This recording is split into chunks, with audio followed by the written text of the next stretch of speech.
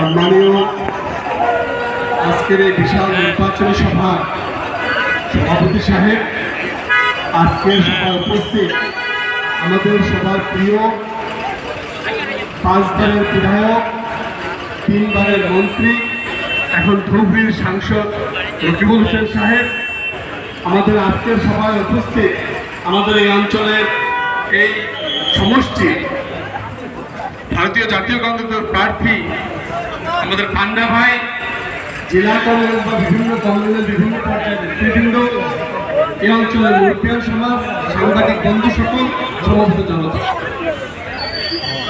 আমি সেই আসামের শেষ প্রান্ত থেকে, ধুবড়ীর শেষ প্রান্ত থেকে মানকাচর, সেই মানকাচরকে একটা মেসেজ দিয়ে আপনাদের মাঝে আসছে। বক্তব্য লম্বা নয়, শুধু একটা মেসেজ। এই বলাকে ইউনিয়নের বিধায়ক কয়জন ছিল? 5 জন।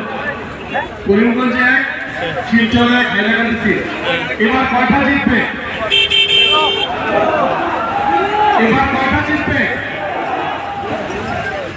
আপনারা এই কথা বুঝে উঠেছে।